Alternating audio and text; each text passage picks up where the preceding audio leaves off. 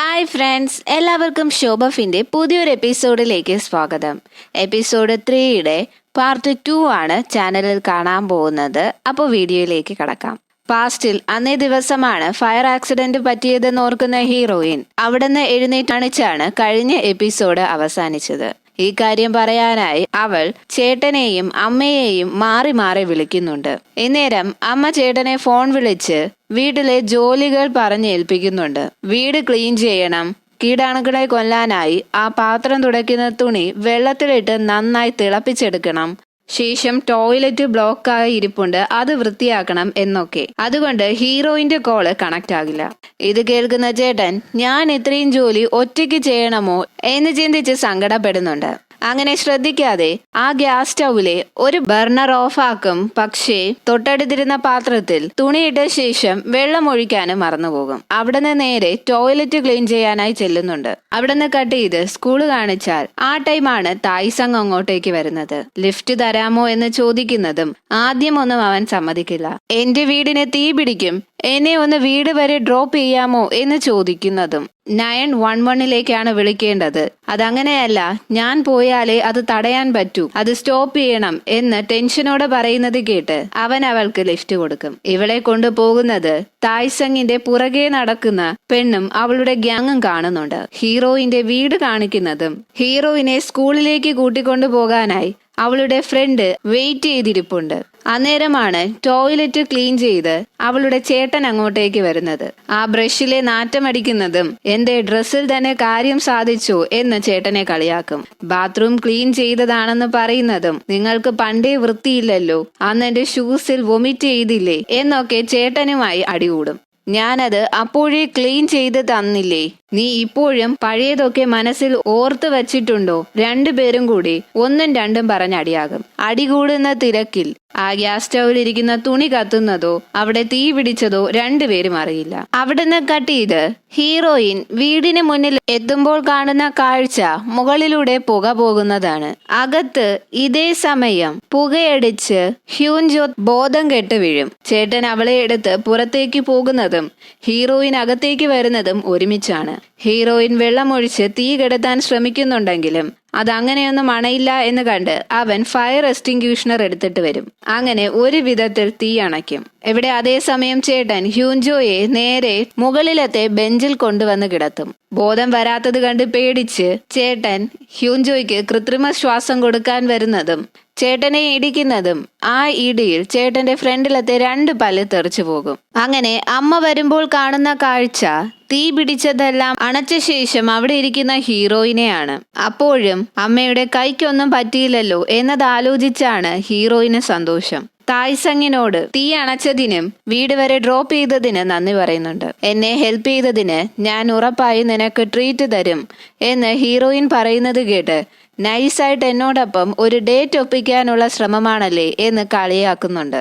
അവിടുന്ന് കട്ട് ചെയ്ത് സഞ്ജയുടെ അച്ഛനോട് അവന്റെ സ്വിമ്മിംഗ് കോച്ച് തലേന്ന് അവനെ ഹോസ്പിറ്റലിൽ കൊണ്ടുപോയ കാര്യവും അവരോട് എന്താണ് ഡോക്ടർ പറഞ്ഞതെന്നതും അയാളോട് പറയുന്നുണ്ട്. ഇതെല്ലാം കേട്ട് അയാളും തകർന്നു പോകും. എല്ലാ സത്യങ്ങളും അറിഞ്ഞ് അവന്റെ അച്ഛൻ അവനെ കാണാനായി അവന്റെ ഫ്രണ്ടിന്റെ വീട്ടിലേക്ക് വരുന്നുണ്ട്. ഇവിടെ വന്ന് ഇങ്ങനെ കിടന്നുറങ്ങാനാണോ ക്ലാസ് കട്ട് ചെയ്തത്, നമുക്കൊന്ന് പുറത്തു പോയി സംസാരിച്ചാലോ എന്ന് ചോദിക്കും. നീ എന്തേ എന്നോട് ഈ സത്യം പറയാത്തത്? ഞാൻ നിന്നെ വഴക്ക് പറയുമെന്ന് പേടിച്ചാണോ? നീ എന്തേ എന്നെ ഒരു മോശം അച്ഛനായാണോ കണ്ടത്? അതിനൊന്നും അവനൊരു മറുപടി ഉണ്ടാകില്ല. നീ എന്ത് വിചാരിച്ചു, എല്ലാം നിന്നെ കൊണ്ട് ഒറ്റയ്ക്ക് ഹാൻഡിൽ ചെയ്യാൻ പറ്റുമെന്നോ? എന്നേക്കാൾ കുറച്ച് ഹൈറ്റ് കൂടുതലുണ്ടെന്നേ ഉള്ളൂ. നീ അത്രയ്ക്കൊന്നും വളർന്നിട്ടില്ല കേട്ടോ. നിന്റെ ഷോൾഡർ നല്ല പെയിൻ ഉണ്ടെന്നാ ഡോക്ടർ പറഞ്ഞത്. ഇപ്പോഴും നല്ല വേദനയുണ്ടോ? തിങ്കളാഴ്ച തന്നെ നമുക്ക് ഡോക്ടറിനെ പോയി കണ്ട് അഡ്മിഷൻ എടുക്കാം. എത്രയും പെട്ടെന്ന് നമുക്ക് സർജറി ചെയ്യണം. അത് കഴിഞ്ഞ് വരുന്നതിനെ പറ്റിയൊക്കെ നമുക്ക് പിന്നീട് ആലോചിക്കാം.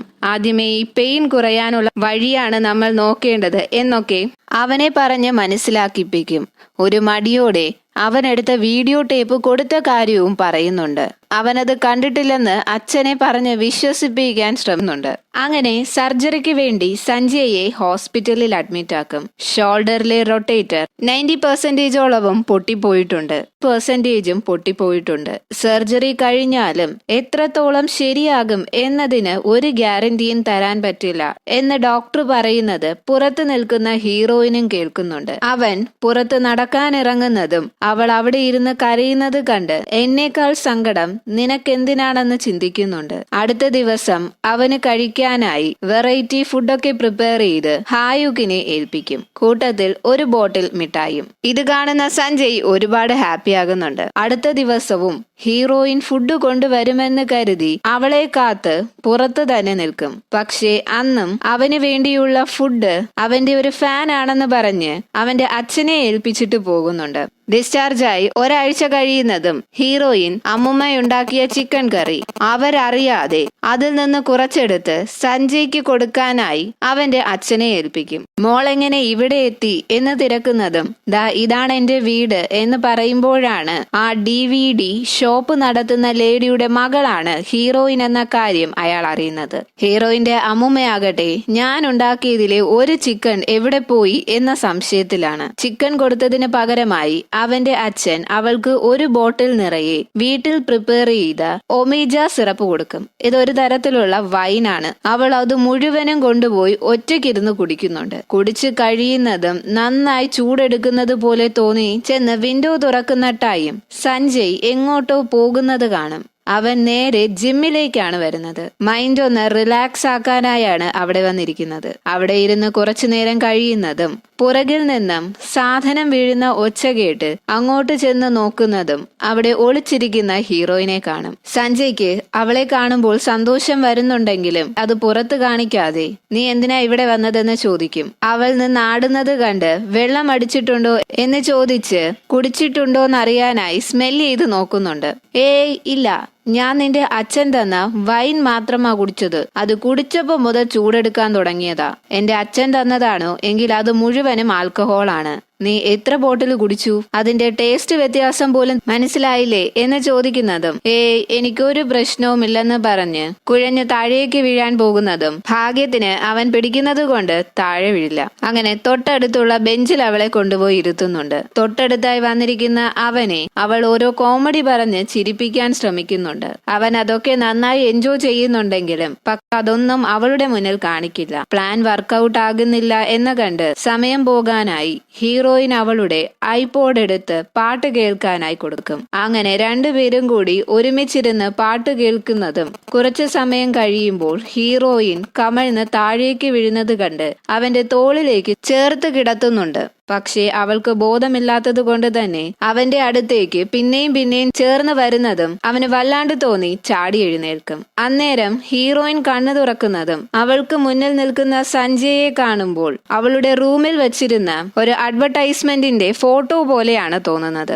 അയ്യോ, ഈ ഫോട്ടോയിലെ സഞ്ജയ് അനങ്ങുന്നുണ്ടെന്ന് സന്തോഷത്തിൽ ചാടി എഴുന്നേൽക്കുന്നതും ആ ഐപോഡ് താഴെ വീണ് അതിലെ റെക്കോർഡിംഗ് ബട്ടൺ ഓൺ ആകും. അവന്റെ കവിളിൽ പിടിച്ച് നീ എപ്പോഴും ഇങ്ങനെ സന്തോഷത്തോടെ ഇരിക്കണം. ഏതു പ്രതിസന്ധി ഘട്ടത്തിലും ഞാൻ നിന്നോടൊപ്പം കാണും. ജീവിതം അവസാനിപ്പിക്കണം എന്ന് മാത്രം ഒരിക്കലും ചിന്തിക്കരുത് എന്ന് സഞ്ജയെ നോക്കി പറയുന്നതും എനിക്ക് നിന്നെ ഇഷ്ടമാണെന്ന് പറഞ്ഞ് കിസ് ചെയ്യും. അവിടുന്ന് കട്ട് ചെയ്ത് അടുത്ത ദിവസം കാണിക്കുന്നതും തലേന്നടിച്ചതിന്റെ കെട്ട് വിട്ടുമാറാത്തത് കാരണം ഹീറോയിന് നന്നായി തലവേദനിക്കുന്നുണ്ടാകും. ഹീറോയിനോട് സംസാരിക്കണമെന്ന് കരുതി വരുന്നുണ്ടെങ്കിലും അവൾക്ക് ബസ് കിട്ടുന്നുണ്ട്. പക്ഷേ സഞ്ജയ്ക്ക് ഹീറോയിൻ കയറിയ ബസ് മിസ്സാകും. ബസ്സിലിരിക്കുന്ന ടൈം മുഴുവനും തലേന്ന് എന്തൊക്കെയാണ് ചെയ്തു കൂട്ടിയതെന്ന് ഓർത്തെടുക്കാൻ ശ്രമിക്കുന്നുണ്ട്. അവൾക്ക് സഞ്ജയോട് ആദ്യം പറഞ്ഞ കുറച്ചു കാര്യം മാത്രമേ ഓർമ്മ കാണൂ. പാട്ട് കേൾക്കാമെന്ന് കരുതി ഹെഡ്സെറ്റ് വയ്ക്കുന്നതും അതിൽ നിന്നും ഒരു പാട്ട് കേട്ട് കഴിയുന്നതും പിന്നാലെ ഇന്നലത്തെ റെക്കോർഡിംഗ് ആണ് ഓണാകുന്നത്. അന്നേരം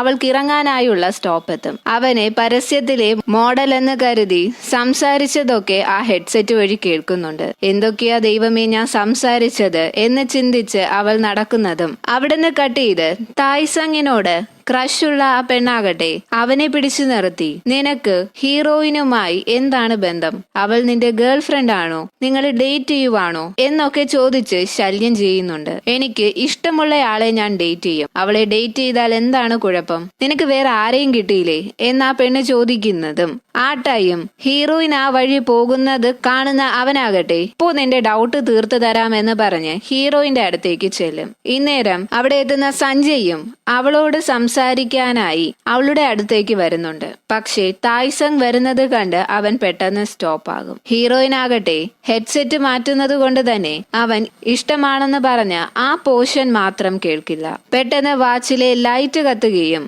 ഹീറോയിൻ ഫ്യൂച്ചറിലേക്ക് എത്തുകയും ചെയ്യും. ഹീറോയിൻ നേരത്തെ കിടന്ന വെള്ളത്തിൽ തന്നെയാണ് ഇപ്പോഴും കിടക്കുന്നത്. അവൾ കാൽ അനക്കാൻ ശ്രമിക്കുന്നുണ്ട്, പക്ഷെ അവളെ കൊണ്ട് പറ്റുന്നില്ല. ആ സമയം അവിടത്തെ സ്ക്രീനിൽ സഞ്ജയുടെ ഓട്ടോപ്സി ആരംഭിച്ചെന്ന ന്യൂസ് കാണിക്കും. ഇവിടെ പാസ്റ്റിൽ തായ്സങ് അവളോട് ഡേറ്റ് ചെയ്യാമോ എന്ന് ചോദിക്കുന്നതും ഹീറോയിൻ യെസ് പറയുന്നുണ്ട്. ഇത് കണ്ട് സഞ്ജയ് ആകെ തകർന്നു പോകും. അങ്ങനെ ഇത് കാണിച്ചാണ് ഇന്നത്തെ എപ്പിസോഡ് അവസാനിക്കുന്നത്. എപ്പിസോഡ് ഇഷ്ടപ്പെട്ടാൽ ലൈക്ക് ചെയ്യുക, ഷെയർ ചെയ്യുക, സബ്സ്ക്രൈബ് ചെയ്യുക.